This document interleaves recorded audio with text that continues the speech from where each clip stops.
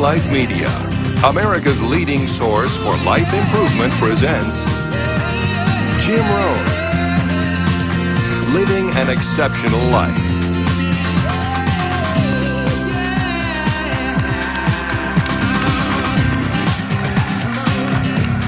Hey, thank you.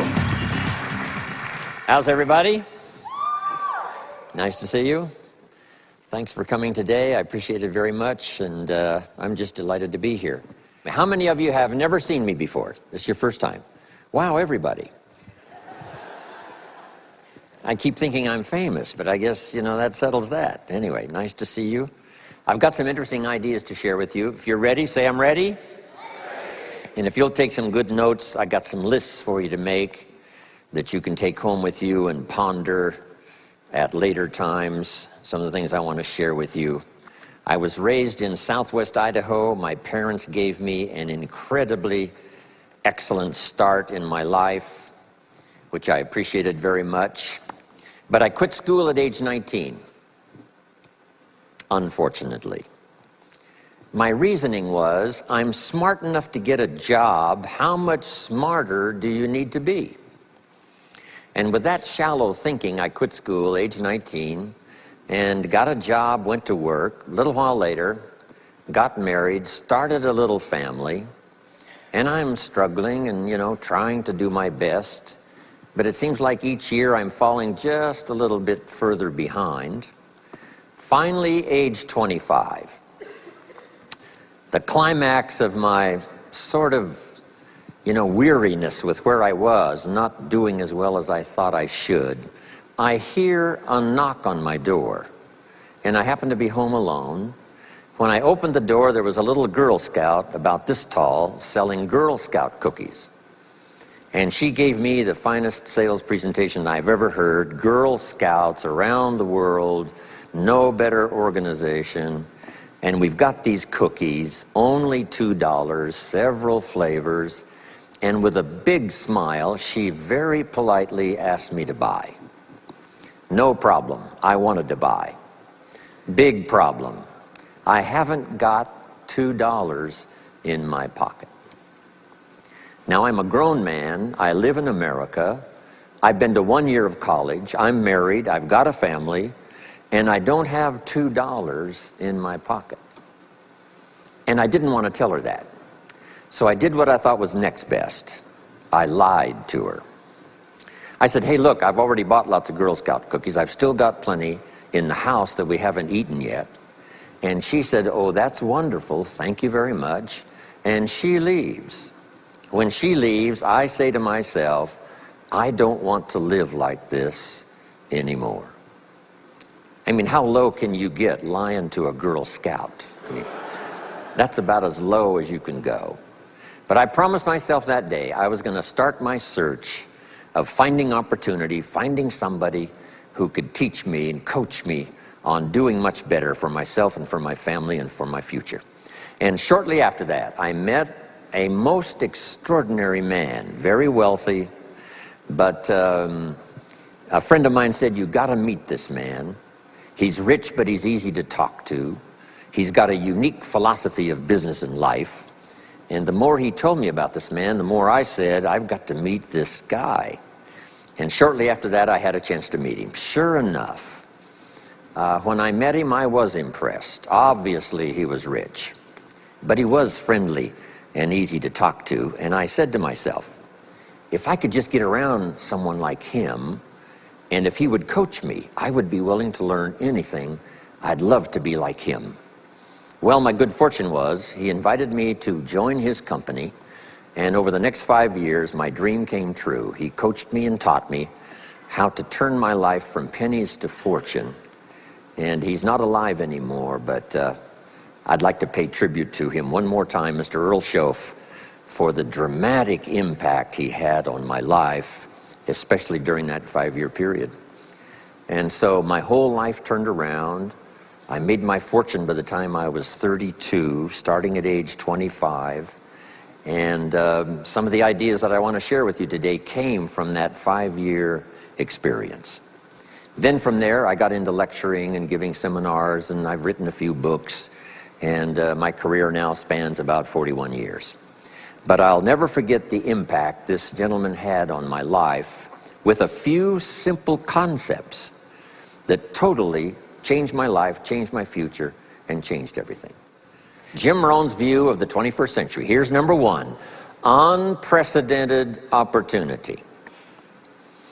We not only have begun a new century, century 21, it's a new millennium. A millennium is a 1,000-year period. We've had 6 so far. This is the beginning of the 7th millennium, and some scholars tell us that this could very well be an extraordinary time for the human race, this 7th millennium. And there's probably a lot of good reason that that is probably true. Unprecedented opportunity. We've now got the technology. We pick up a telephone now and talk to somebody on the other side of the world. Transportation now is so easy. I get on an airplane in Los Angeles, and 13 hours later, I'm in Tokyo. 5 meals, 3 movies, and you're there. I mean, you know, it's a simple deal. Anyway, we've got technology, we've got transportation, we've got all the rest, right? So this is going to be a time of unprecedented opportunity in every field you can imagine, every industry, every country. It's going to be the greatest period of opportunity time in the history of the human race, the 21st century, especially these opening years of the 21st century. So that's number one, unprecedented opportunity. Now here's the second note to take. Now also keen competition, because we now play the world game. And it's not just competition across the street and company to company and, you know, division to division and, you know, company to company. Now it's worldwide competition. A job now becomes available. Does it go to someone in Minnesota or someone in India? Worldwide competition. So now you've got to be ready to cash in on the opportunity, but you've also got to be ready for the competition. So I've got some interesting ideas on how to be prepared for both opportunity and competition in these opening years of the 21st century. Here's some of my best advice. Number one, you've got to have more than one skill. It's okay to have one skill, but I'm telling you, if you want economic safety for the future, especially this century, my personal opinion, you need more than one skill. We've seen people, right, the last 15, 20 years that only had one skill, worked for this company for a long time. The division the guy worked for got chopped, eliminated. Now he loses his job. Now he tells us he's in economic distress. Why would that be? Simple answer, he only had one skill. So for economic safety for the future, my personal advice, you gotta have more than one skill. In fact, it led me to my first fortune, and that was learning more than one skill. I started learning these extra skills in Idaho, where I grew up. I knew how to milk cows, but it didn't pay very well. Then someone gave me this incredible advice. If you want to lay the foundation for a future fortune, you've got to learn more than one skill. And I started that process age 25. Here's the first one, and I started part-time. A little sales job that I got. A product that I believed in, learned how to present it well enough for somebody to say yes, gave excellent service so that that would lead to multiple sales. And this little extra part-time job in sales absolutely started multiplying my income. From milking cows, now I've got this ability now to start getting customers, keep them serviced, and make some money in this extra skill. So now I've got 2 skills, milking cows and finding customers. Here's the next skill I learned, just to give you a quick list. Next was finding good people. If you've got a little enterprise going and you need some people, you have to just go look for them. And when I learned this skill, finding good people for my little enterprise, I couldn't believe how it drastically changed my income. My income now starts to multiply, not just increase. So now I've got what? 3 skills: milking cows, getting customers, finding good people. I'm on my way. Here's the next one that paid me big money, in case you're interested, and that's organizing. Organizing simply means getting people to work together. Big challenge, but if you learn this skill, getting people to work together, they pay extraordinary money. Here's the next one that really increased my income substantially, and that's promotion and recognition. Rewarding people for small steps of progress. I mastered this one. And here's the philosophy behind it. Be so busy giving other people recognition, you really don't need it for yourself. I mastered this. Guess what it pays? Big money. Let me just give you one more, and it's in 3 parts. And that's communication. Learning to affect other people with your language. Of all the things not to be lazy about, it's language, because words can work miracles. And communication I found in 3 parts. Here's number 1, training, showing somebody how the job works. Showing somebody how the business works. We call that training. I got good at that, paid big money. Here was the next one, teaching. Teaching people how life works. Teaching people how to set goals. Teaching how to become a leader, manager, entrepreneur. Stepping up to the higher opportunity and better challenge. This one paid me extraordinary money. But this one paid the best. Learning to inspire. Helping people to see themselves better than they are. So I've got how many skills, right? A big long list. So safety, economic safety for the future, especially the opening years of the 21st century. Learn more than one skill. Here's number 2. It would be good to learn more than one language. Some of my business colleagues who speak 3 or 4 languages earn $3-4 million a year. One of my friends, Leon Weisbein from Russia, I remember when he was making $3 million a year, he spoke 3 languages. Here's what he said, I think I'll learn another language, make another $1 million. Those extra languages are so valuable. When I travel the world, I got to find somebody that knows more than one language, or I'm in deep trouble. If you think the time has passed you by to learn that 2nd, 3rd language, make this note. You heard it from Jim Rohn. Give it as a gift to your children. The 2nd language. Maybe that'll inspire them to learn the 3rd language, and then no telling where it might go from there.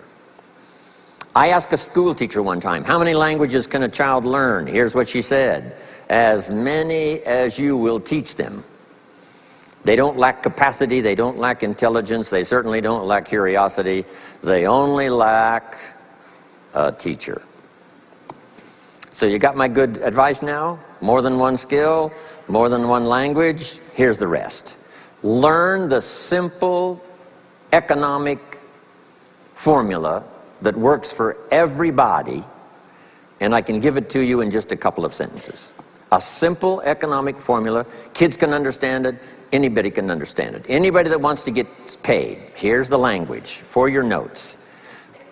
We get paid for bringing value to the marketplace. That's as simple as you can put economics. Anybody that wants to get paid. You get paid for bringing value to the marketplace. The marketplace is the people. Now, the value we bring is one part of it, a product or a service, but here's the other part, the value you become. So just off to the side, put the value is 2 parts. The value you bring, like a product. If you manufactured it, you might keep improving the product. If someone else manufactured it and you're out selling it, they probably keep improving the product. But this is the one you have to work on yourself. The value you become, like an entrepreneur, a leader, a teacher, supervisor, manager. What you become also pays much more than what you bring. Once I understood that, then here's what my mentor said. Go to work on yourself harder than you work on your job. If you work hard on your job, you can make a living. Then, he said, if you work hard on yourself, you could make a fortune. So I worked hard on my job and made a living, but I learned, starting with those extra hours per week, learning these extra skills, I started working on myself. And here's a philosophical phrase everybody should take home. Here it is. Success is something you attract by becoming an attractive person. Success is not something you pursue. It's what you attract by becoming attractive. By becoming attractive to the marketplace. What would do that? Multiple skills, multiple languages, and then some of the things I'm going to talk about the rest of the seminar. So, now what else would help you to be attractive to the marketplace besides more than one skill and more than one languages? I've divided it into five simple, basic fundamentals of ideas to ponder and think about that will increase your value to the marketplace. Could perhaps, like it did for me, multiply your income by 2, and then multiply it by 3, and then multiply your income by 4, and then by 5. And once you get there, it's not that difficult to multiply it by 10, because all you have to do is make sure you become more valuable and more valuable and more valuable. You don't have to work on the economy, because here's the first note.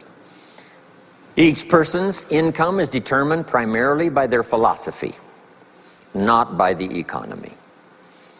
Once I understood that, then I said, well, I don't have to go to work on the economy. And the answer was no. You only have to go to work on yourself to make yourself more valuable. So now here's 5 things I want to share with you. And the first one is your personal philosophy. What could get you more prepared and ready for cashing in on the opportunity of the 21st century? And here's the first one, personal philosophy. Your personal philosophy is like a guidance system that helps you make decisions what to do, what not to do. From the information you get and what you learn and what you know, we decide. Maybe your philosophy would have been 5 years ago never to attend seminars like this. You just didn't go. Now 5 years later, here you are. Something happened along the way to change your mindset, saying, hey, for the money and the time, if I just get one good idea and walk away, it certainly is worth the money and the time. So now that little amendment in your philosophy, you now say, I'm going to regularly go, because it doesn't take but a few ideas to make a great difference in your income, personal life, social life, and all the rest. So now you know that's valuable. A change of mind, a change of idea. So that's what personal philosophy is all about. The more we learn, the more we know, the better we're able to make better decisions about 2 major things. Your philosophical guidance system does 2 things. For your notes, number 1, helps you to see the dangers on one side, so you can avoid those.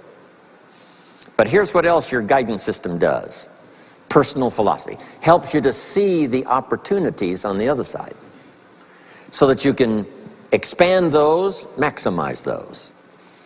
And here's what that's called. The game of life is to minimize the dangers and maximize the opportunities.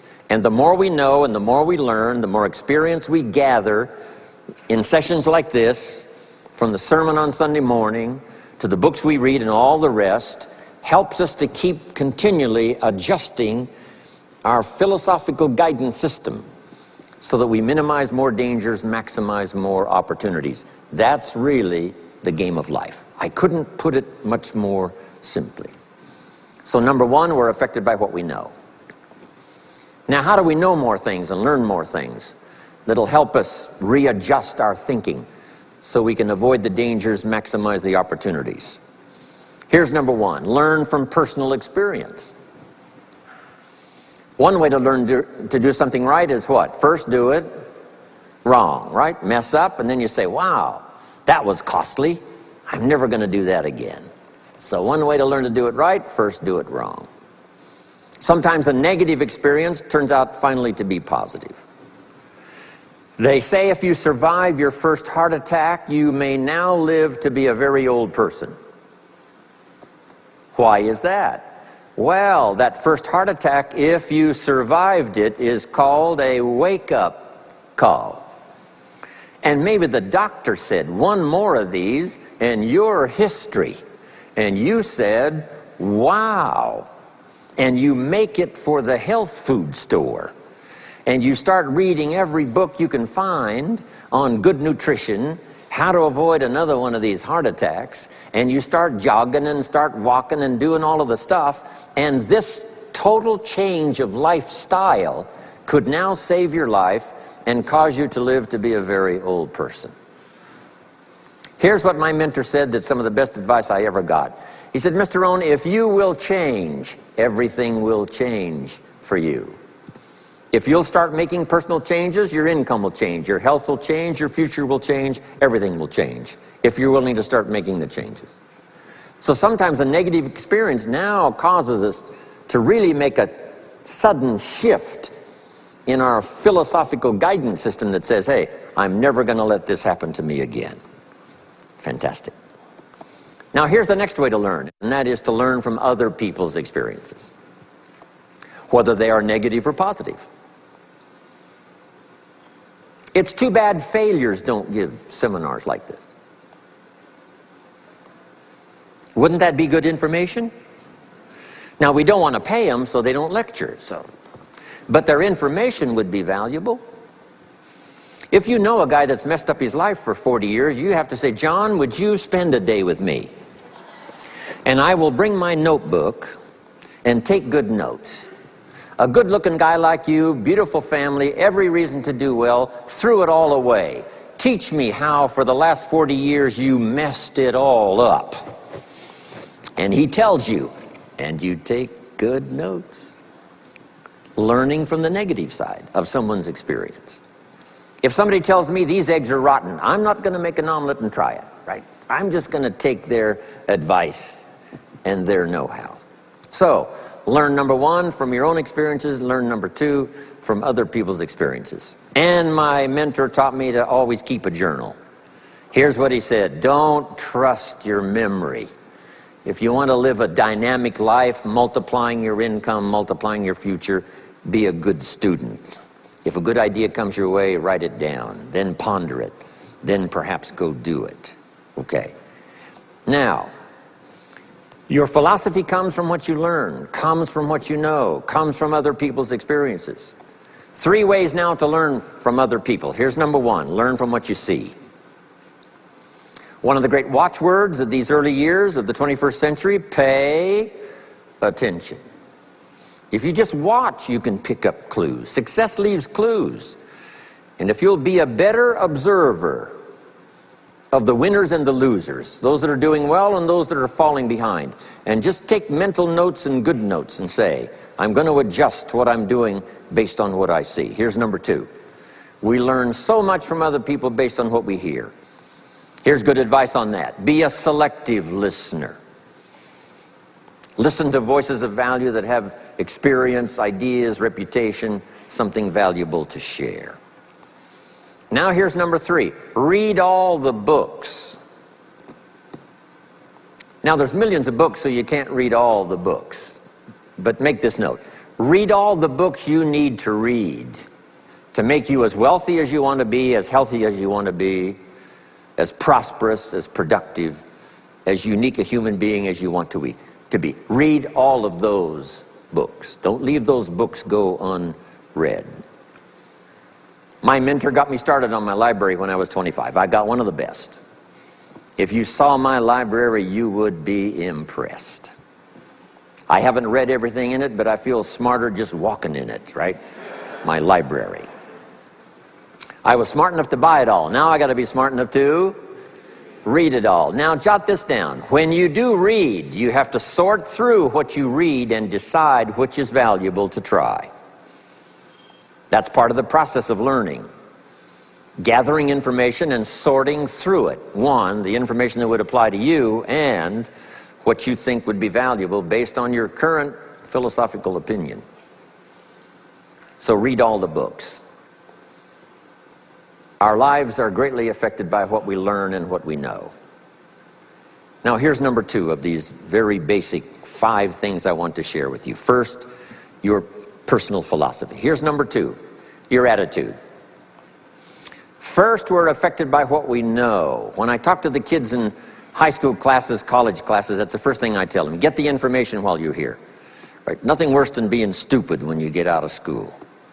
So get the information. Being broke is bad, but being stupid is what's really bad. And what's really, really bad is being broke and stupid. Nothing much worse than that, unless you're sick.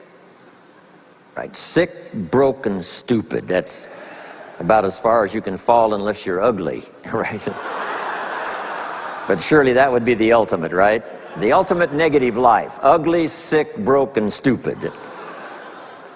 So learn all you can. We're affected by what we know, so get the information. Don't be lazy in learning.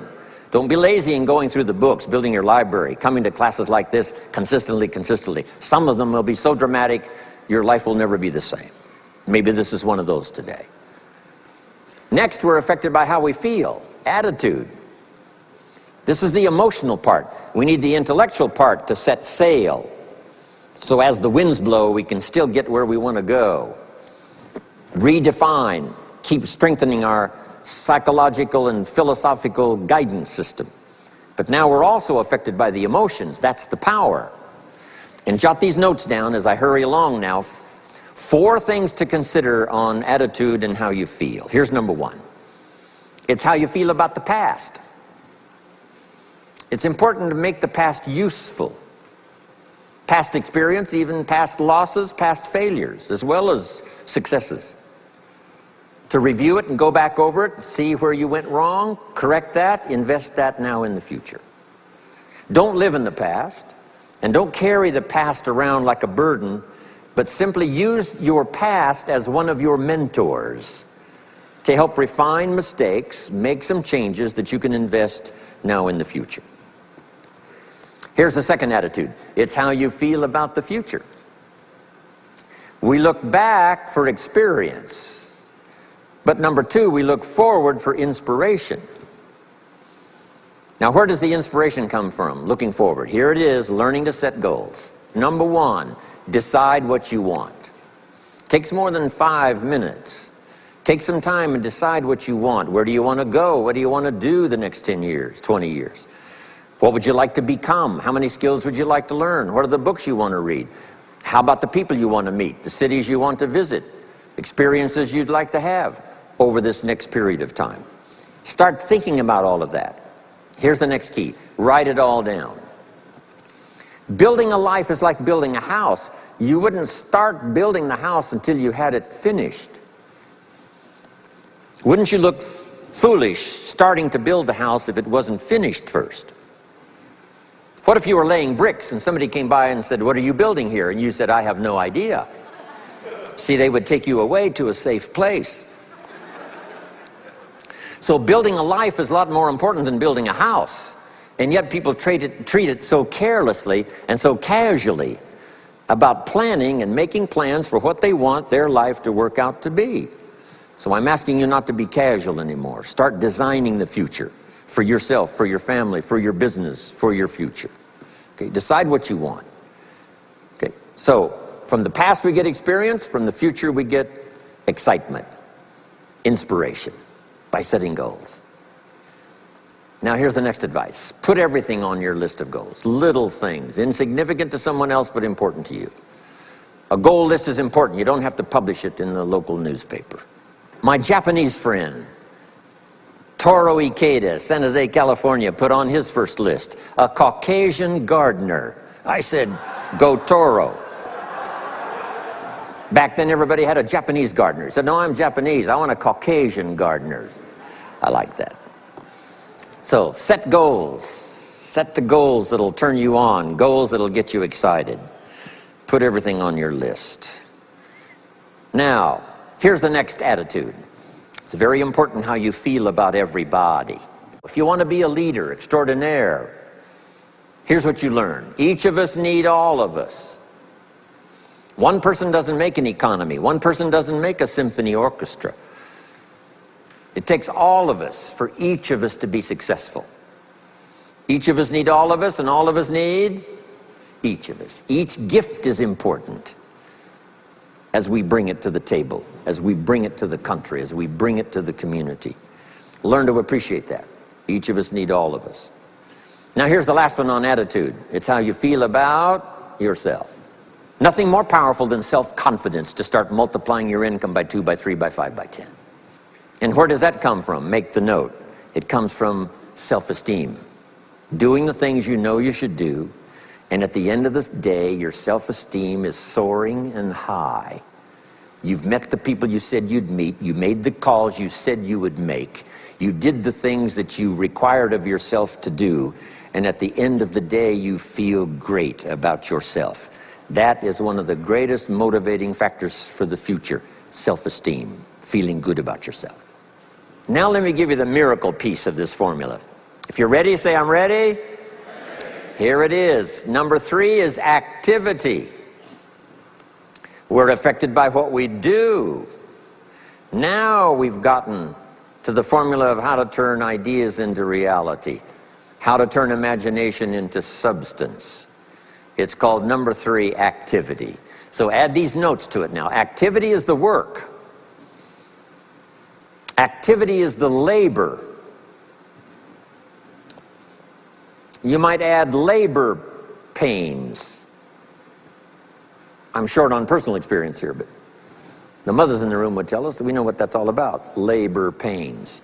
Why would an upcoming potential mother be willing to put herself through maybe a rather painful experience? She said, that's an easy answer, and it's for your notes. It produces new life. Why wouldn't she put herself to the labor?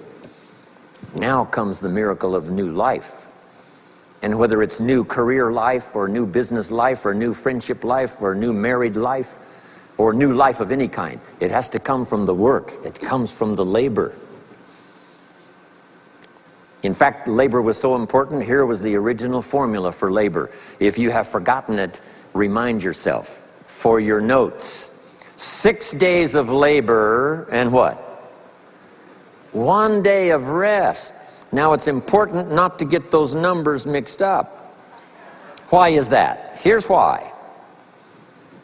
Why not 5-2? I don't know, maybe 5 and 2 would be okay. If God would have thought of 5 and 2, he might have made it 5 and 2.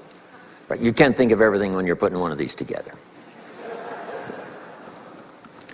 But maybe one of the reasons for 6-1, jot this down now. If you rest too long, the weeds take the garden. Not to think so is naive.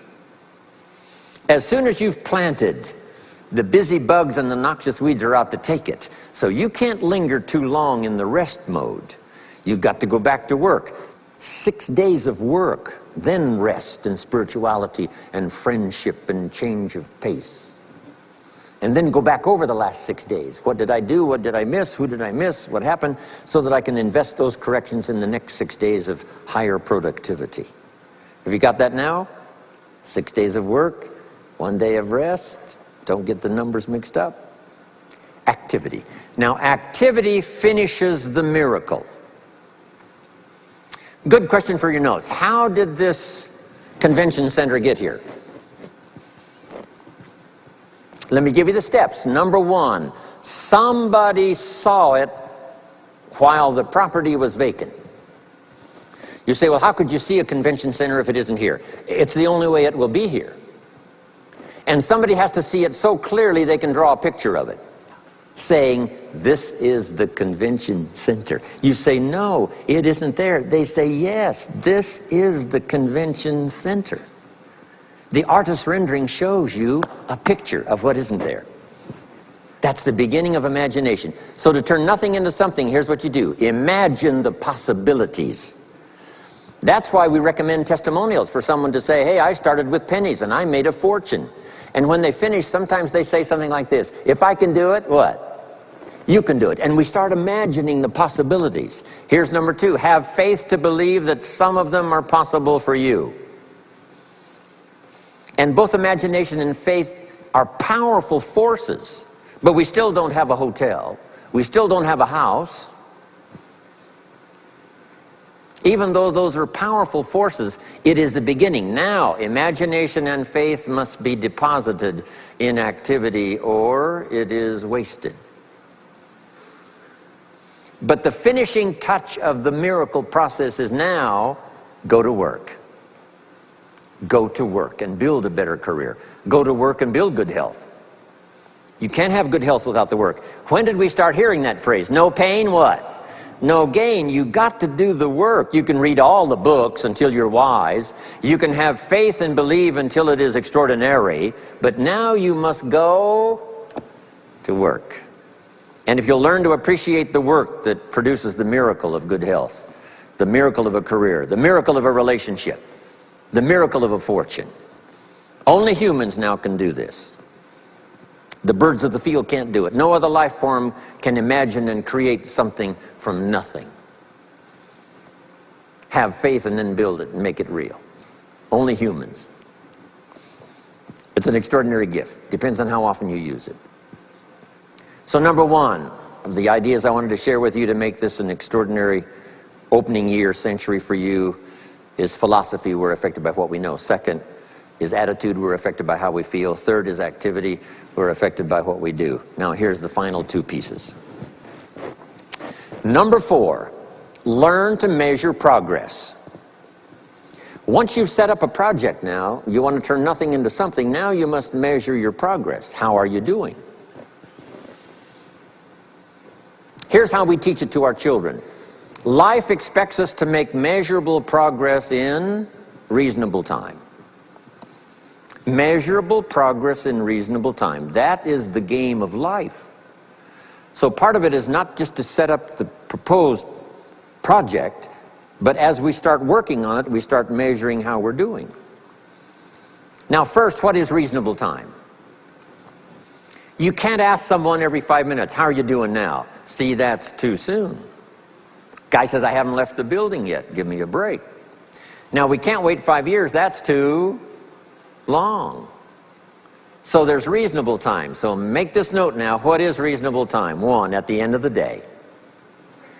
A conversation a father should have with his daughter today, because the magic is there. If he waits till tomorrow, the magic may be gone. Today. Next is a week.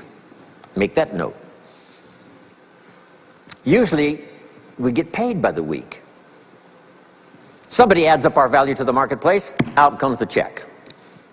The next week, somebody adds up our value to the marketplace, out comes the check. What I learned to do is to change my value to the marketplace so the check kept getting bigger and bigger and bigger. I didn't have to change the economy, I only had to change myself.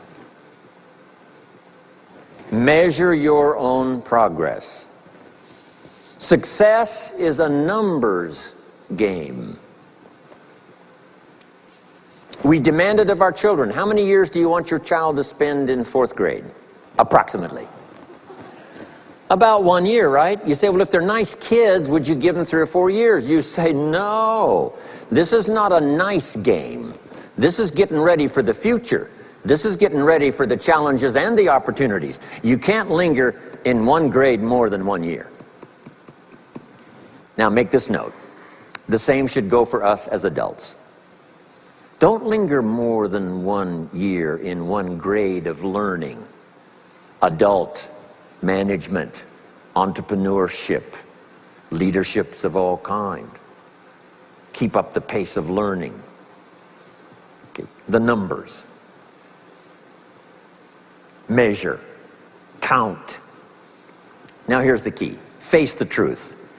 If you're only making this much progress, you know, there's no use trying to kid the world, no use trying to kid anybody else, and especially don't kid yourself. If in a period of time you've only made so much progress, you just got to swallow hard and say, this is the truth. I've got to face it. Now, what could I do to start increasing my progress and make my health better, make my income better, make my investments better, make my value to the marketplace much better, get busy learning the 2nd skill and the 3rd skill and the next language and the next language to increase my value. I got to get busy and do that. See if you will do that. I promise you, one of the greatest motivating factors in the world is progress. And if you'll measure it, you'll get excited. Now here's number 5 of the 5 major things I wanted to share with you. to make these opening years of the 21st century really pay off for you.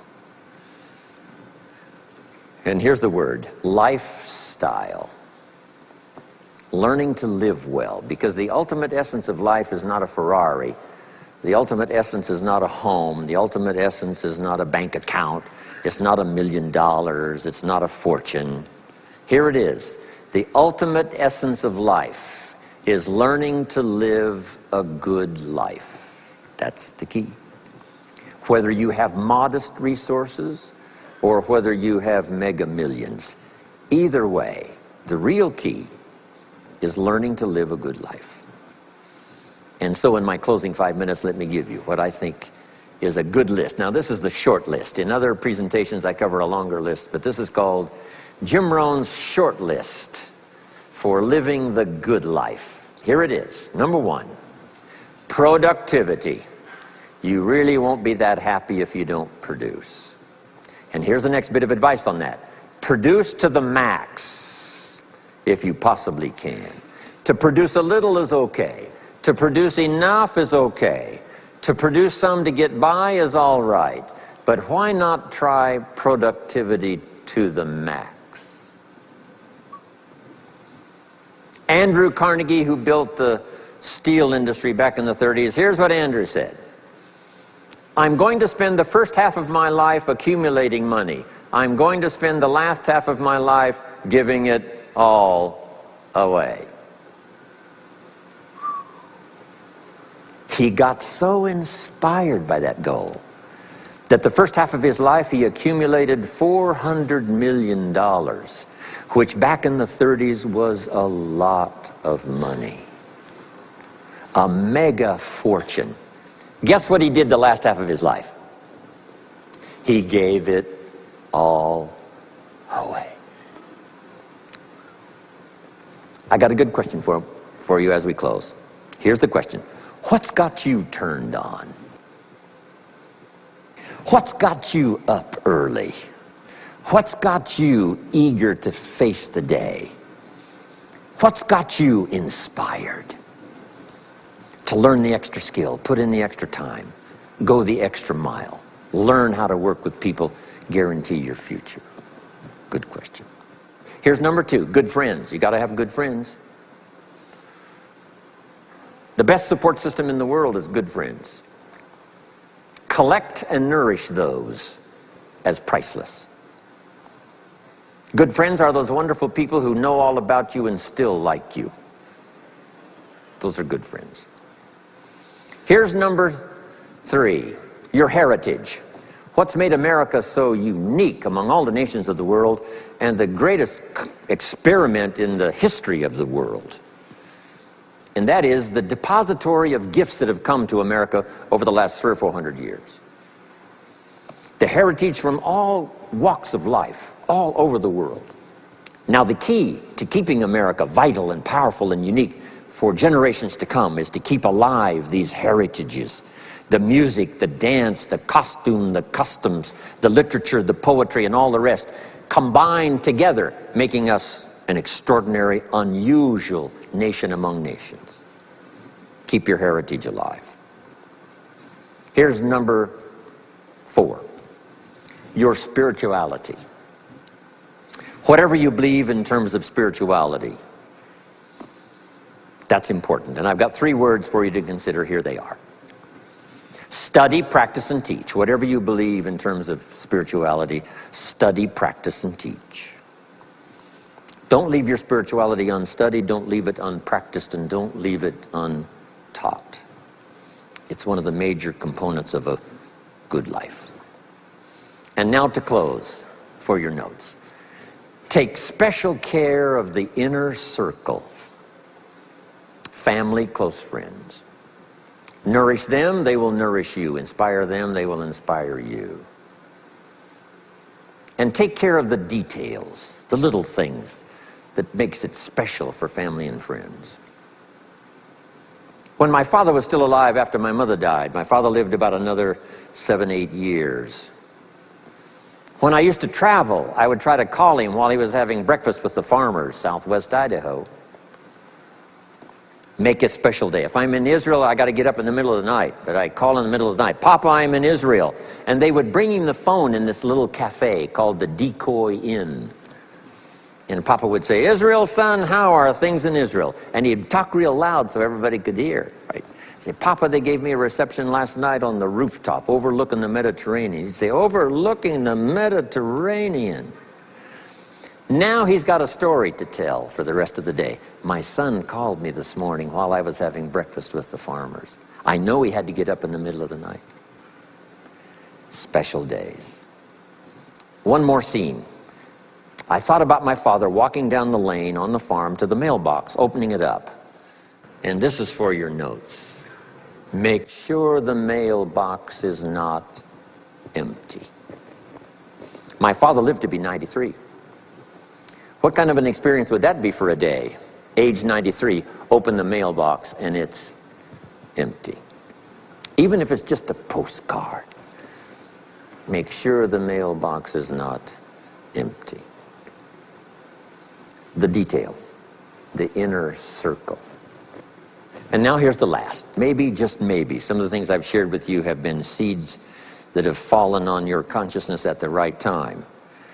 And then if it turns into something valuable for you in the future, that will be well worth my coming, being away from my grandchildren and my children for a little while, to come and deposit the best of my experience with all of you today. Thank you very much. God bless.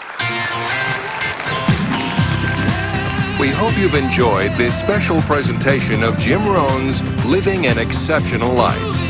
If you'd like to own a copy of this program or any of Better Life Media's programs, please visit our website at betterlifemedia.com, where you'll find all types of valuable life improvement information.